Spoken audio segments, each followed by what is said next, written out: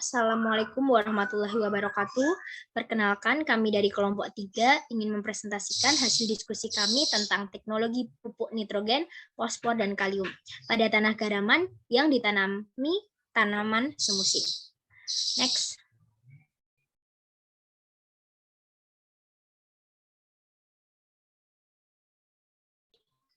Anggota kelompok dari kelompok 3 yaitu Latifah Imtiaz Hamid dengan NIM 75, kemudian ada Eka Apri Setiawan dengan NIM 76, kemudian Sandy Dwi dengan NIM 77, ada Erlito Fahmi pribadi dengan NIM 78, Septiani Nur dengan NIM 82, Raigiska Hafiz dengan NIM 84, Dinda Fatika Zuhra dengan NIM 89, Dewi Madu Candani dengan NIM 91, kemudian ada Burhan Priyadi dengan NIM 92, Marcel Mahendra dengan NIM 93, Sabrina Iva Alia dengan NIM 94, Aura Fida Rahmadina dengan NIM 95, Ayu Diadinda dengan NIM 96, Felinda Akila Husna dengan NIM 97, dan yang terakhir ada Galang Silmada dengan NIM 134 160 157. Next. Adapun topik pembahasan dari kelompok 3 yaitu pupuk nitrogen, kemudian ada pupuk fosfor, dan yang terakhir ada pupuk kalium. Next. Yang pertama adalah pupuk nitrogen. Next. Hara pupuk nitrogen merupakan pupuk yang mengandung hara tanaman N. Pupuk N merupakan komponen dasar dalam sintesis protein.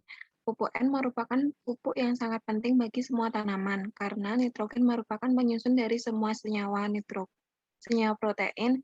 Kekurangan nitrogen pada tanaman yang sering dipangkas akan mempengaruhi pembentukan cadangan makanan pada batang yang digunakan untuk pertumbuhan kembali tanaman. Oleh karena itu, nitrogen dikenal sebagai penyusun struktur sel tanaman dan berperan penting dalam pembelahan sel dan pertumbuhan tanaman. Next. Peranan hara pupuk N. Yang pertama, meningkatkan pertumbuhan vegetatif tanaman, terutama menambah ukuran daun, jumlah anakan, dan tinggi tanaman yang akhirnya meningkatkan bobot tanaman kering. Yang kedua, mempercepat pembentukan klorofil yang dibutuhkan dalam proses fotosintesis sehingga membuat tanaman lebih hijau segar. Yang ketiga, meningkatkan kandungan protein hasil. Next. Sumber hara pupuk N. Sumber unsur hara N dapat diperoleh dari bahan organik mineral tanah maupun penambahan dari pupuk organik. Sumber utama nitrogen dalam tanah adalah bahan organik yang dapat berupa sisa tanaman, hewan, manusia, pupuk organik, baik itu pupuk hijau, pupuk kandang, dan kompos. Sumber lainnya adalah hujan, hasil fiksasi N, simbiotik atau non-simbiotik, gunung berapi, dan pupuk buatan. Next. Berikutnya adalah siklus hara N.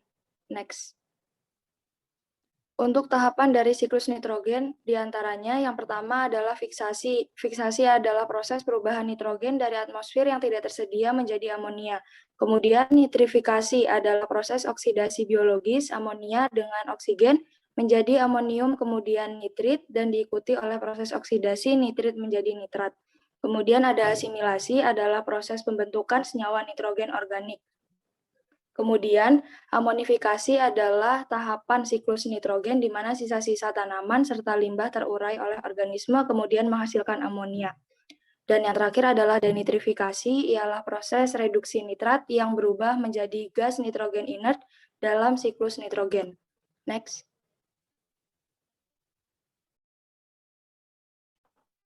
Macam-macam pupuk N.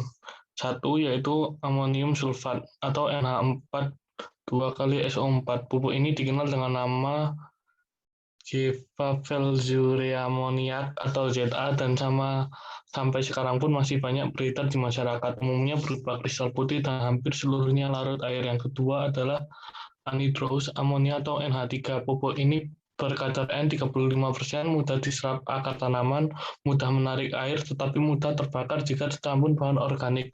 Reaksi fisiologisnya netral. Yang ketiga adalah amonium klorida atau NH4Cl.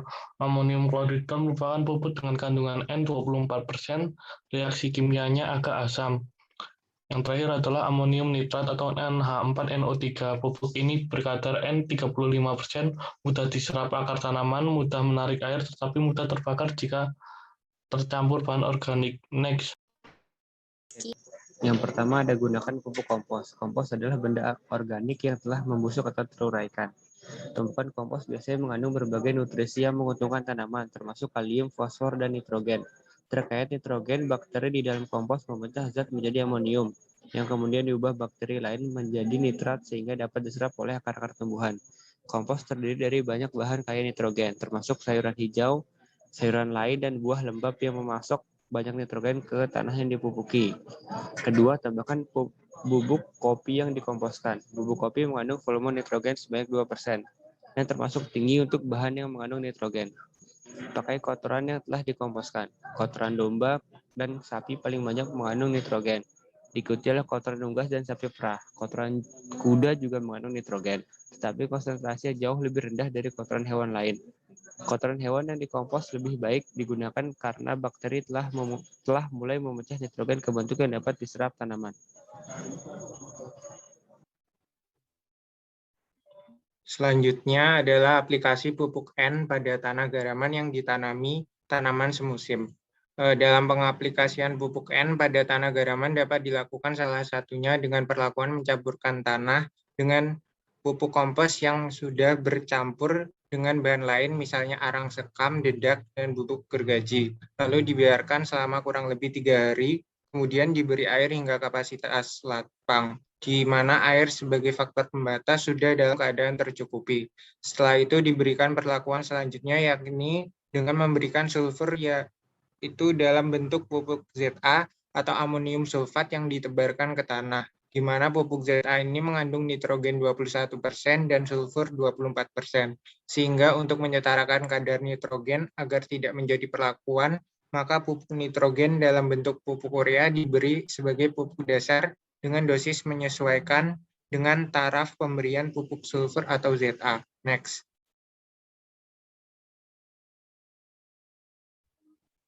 Selanjutnya yaitu pupuk fosfor. Next. Definisi hara pupuk fosfor sendiri merupakan unsur hara esensial bagi kehidupan tanaman. Unsur fosfor di dalam tanah berasal dari bahan organik, pupuk, mineral-mineral yang ada di dalam tanah. Fosfor mudah diserap tanaman pada tanah dengan pH 6-7. Terdapat 2 macam fosfor di dalam tanah, yaitu fosfor organik dan fosfor anorganik. Fosfor diserap tanaman dalam bentuk H2PO4- dan HPO4. Next. Peranan hara pupuk P sendiri yang pertama, merangsang pertumbuhan akar khususnya tanaman muda, yang kedua pembelahan sel, yang ketiga pembentukan albumin, yang keempat mempercepat pembungaan, permasalahan biji dan buah. Next.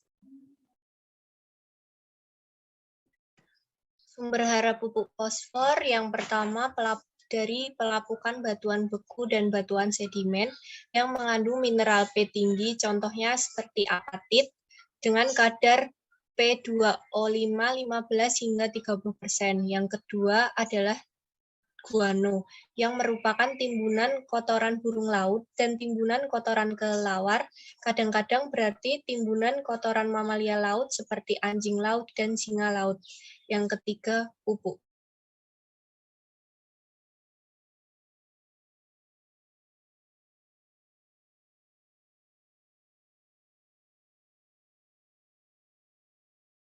Berikut adalah siklus fosfor. Fosfor sendiri di alam bebas ada dalam 2 bentuk, yaitu fosfor organik dan fosfor anorganik. Fosfor anorganik sendiri berasal dari batuan dan air, sedangkan yang organik berasal dari hewan dan tumbuhan. Fosfor organik berasal dari organisme yang mati dan diuraikan oleh pengurai menjadi fosfat anorganik. Hasil senyawa fosfat anorganik tersebut akan diserap oleh akar tumbuhan. Siklus fosfor tersebut akan berulang terus-menerus. Next. Macam-macam pupuk fosfor, yang pertama ada pupuk TSP, yang kedua ada pupuk NPK, yang ketiga ada pupuk NP, dan yang keempat ada pupuk SP36.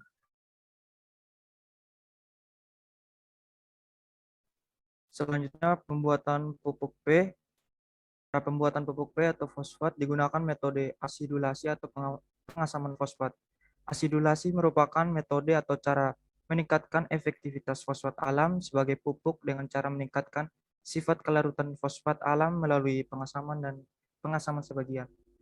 Yang mana pada proses ini memiliki dua tahap, diantaranya yang pertama adalah penyiapan bahan baku tepung fosfat yang telah dipisahkan dari impuritas dengan diayak dan asam fosfat yang telah dihancurkan, dan tahap kedua adalah proses granulasi. Next.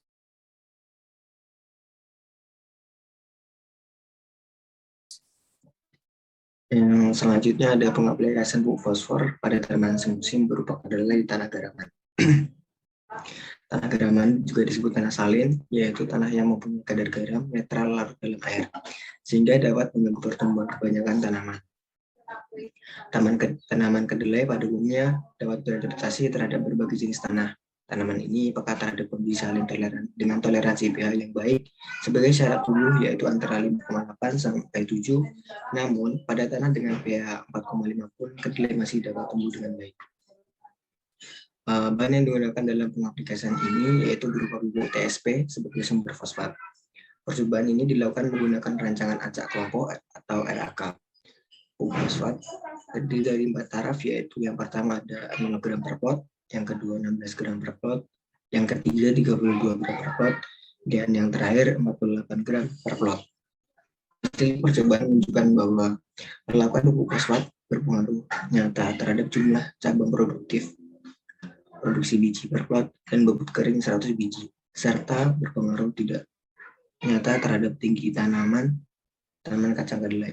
Semakin tinggi dosis fosfat yang diberikan hingga 48 gram per pot, maka produksi tanaman kedelai juga semakin tinggi. Next. Selanjutnya yaitu pupuk kalium. Next. Definisi hara pupuk K atau kalium ini merupakan unsur hara utama ketiga setelah N dan P. Kalium mempunyai valensi 1 dan diserap dalam bentuk ion K+. Kalium berbentuk logam lunak, berwarna putih keperakan, dan termasuk golongan alkali tanah. Next. Peranan hara pupuk K yang pertama yaitu penting pada proses fotosintesis tanaman yang nantinya akan mengatur pembukaan dan penutupan stomata. Kedua, membantu pembentukan protein dan karbohidrat, mengeraskan jerami dan bagian kayu dari tanaman. Ketiga, meningkatkan resistensi terhadap kekeringan dan penyakit. Keempat, memperkuat tegaknya batang sehingga tanaman tidak mudah roboh. Kelima, meningkatkan kualitas buah agar bentuk, kadar, dan warna yang lebih baik. Dan terakhir, membantu perkembangan akar.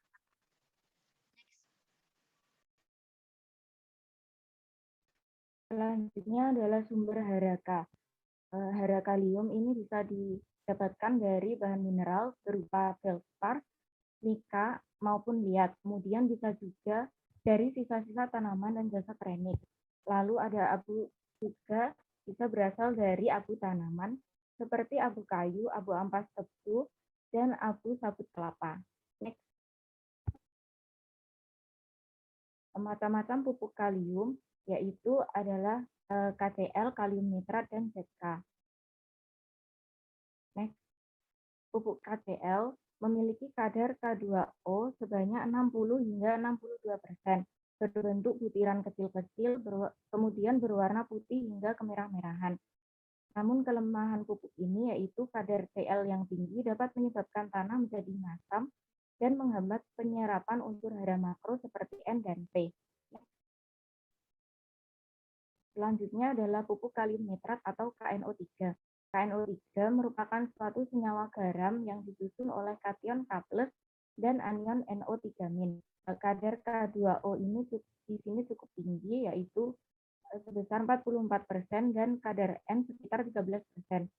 Kalium nitrat memiliki bentuk fisik bubuk putih yang mudah larut dalam air dan tidak berbau. Next. Kemudian ada pupuk ZK atau kalium sulfat, memiliki kadar K2O sekitar 48 hingga 50%. Bentuknya butiran kecil berwarna putih, sifatnya tidak higroskopis, dan reaksinya sedikit asam. Kemudian ion sulfat yang terkandung pada pupuk ini dapat menurunkan nilai pH tanah. Next.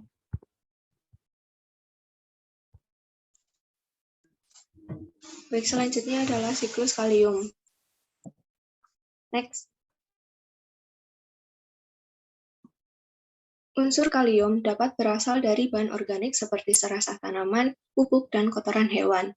Namun selain itu, unsur K dapat diperoleh dari pelarutan mineral K, yaitu mineral feldspar dan mika yang tersedia secara lambat. Next.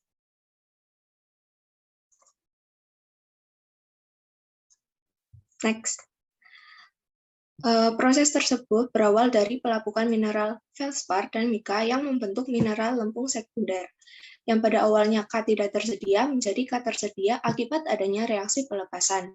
Ion K+ yang tidak digunakan dapat kembali terfiksasi menjadi K tidak tersedia dan dapat merekatkan kedua kisi mineral. Next. Ion K+ yang berada di koloid tanah diabsorpsi oleh tanaman dan membantu pertumbuhan tanaman. Jika bagian tanaman tersebut gugur atau mati, seperti bunga, daun, atau batang, maka akan menjadi humus yang diuraikan oleh mikroorganisme dan ion K+ kembali ke dalam tanah. Next.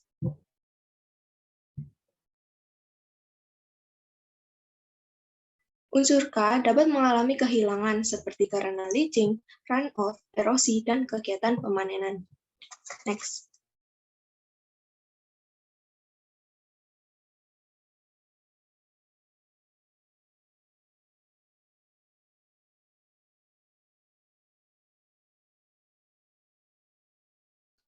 Selanjutnya yaitu proses pembuatan pupuk kalium. Proses pembuatan pupuk kalium sulfat umumnya dibuat dari asam klorida dan bahan baku yang mengandung anion sulfat atau SO4. Dalam hal ini, pembuatan pupuk kalium sulfat dari bahan baku gipsum alam sebagai sumber sulfat dan abu sekam padi sebagai sumber kalium. Next.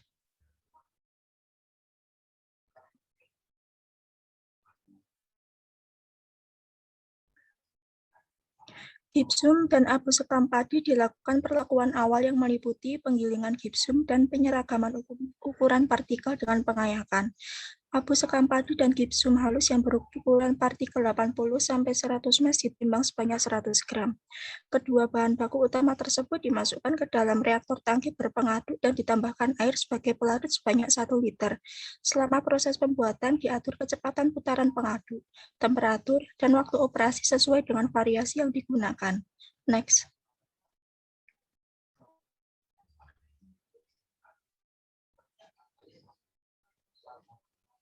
Setelah proses berlangsung dan menghasilkan pasta kalium sulfat, lalu endapan dan filtratnya dipisahkan dengan menggunakan corong Buchner atau kertas saring.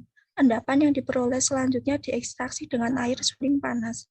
Hasil yang didapat kemudian dipisahkan kembali antara endapan kalium sulfat dan filtrat.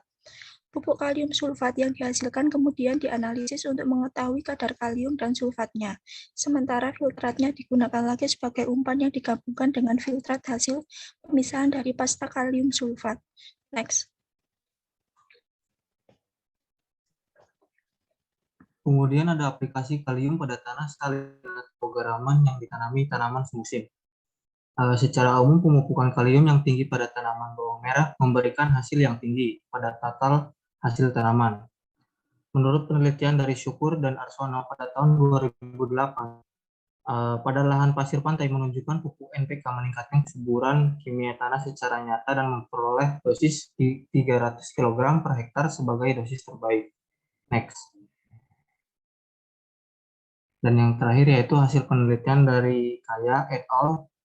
Pada tahun 2001 menunjukkan kandungan klorofil meningkat pada perlakuan suplai K di tanah salin.